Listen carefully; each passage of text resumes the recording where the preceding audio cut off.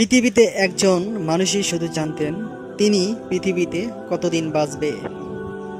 সেটা হচ্ছে সাইয়েদনা আদম আলাইহিস সালাম। ওনাকে বলে দেওয়া হয়েছিল তুমি পৃথিবীতে বাঁচবে 1000 বছর। 940 বছর বয়সে মালাকুল মাউত এসে হাজির।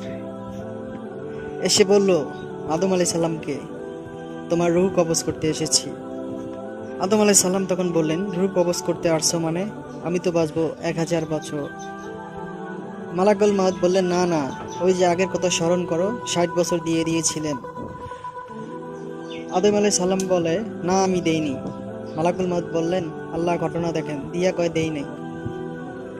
আল্লাহ তাআলা বললেন, থাক কথা বলো না, এসে পড়ো। আমরা সবকিছু ভুলে যাই, আমরা মানব জাতি, আমরা খেয়ে বলি খাইনি।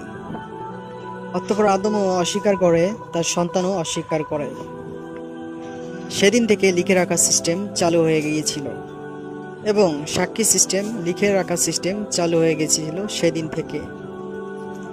যখন 1000 বছর আদম আলাইহিস সালাম পূরণ হয়ে গেছে, তখন মালাকুল মাউত এসে তার রূহ কবজ করে নিয়ে গেছে। যেদিন পৃথিবীর প্রথম মানব, প্রথম নবীর রূহ মালাকুল মাউত, প্রথম নবীর রূহ কবজ করেছে যেদিন, সেই দিনটাও ছিল জুমাবার। আশা করি ইসলামিক ভিডিও ভালোবেসে থাকলে আমাদের আলোর পথ চ্যানেলটি সাবস্ক্রাইব করবেন, আমাদের সঙ্গেই থাকবেন।